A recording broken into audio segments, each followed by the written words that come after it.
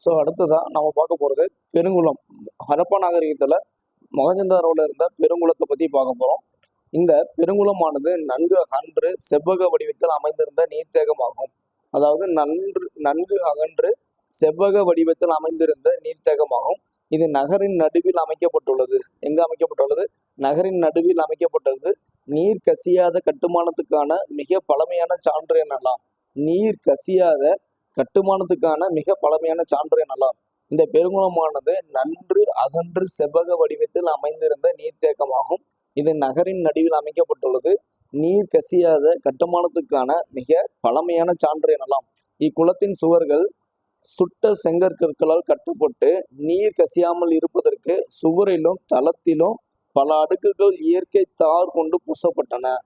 அதாவது இக்குளத்தின் சுவர்கள் சுட்ட செங்கற்களால் கட்டப்பட்டு நீர் கசியாமல் இருப்பதற்காக சுவரிலும் தளத்திலும் பல அடுக்குகள் இயற்கை தார் கொண்டு பூசப்பட்டன. என்னது? இயற்கை தார் கொண்டு பூசப்பட்டன. பல அடுக்குகள் இயற்கை தார் கொண்டு பூசப்பட்டிருந்தன.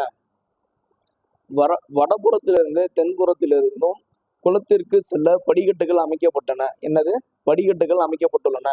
குளத்தின் பக்கவாட்டில் 3 புறமும் அறைகள் உள்ளன. குளத்தின் பக்கவாட்டில் 3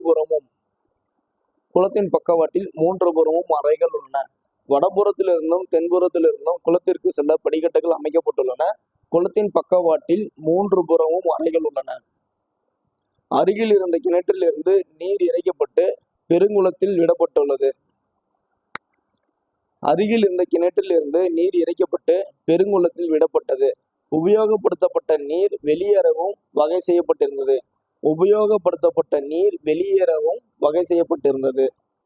அருகில் இருந்த கிணற்றிலிருந்து நீர் இறைக்கப்பட்டு பெருங்குளத்தில் விடப்பட்டது. உபயோகப்படுத்தப்பட்ட நீர் வெளியேறவும் வகை செய்யப்பட்டிருந்தது.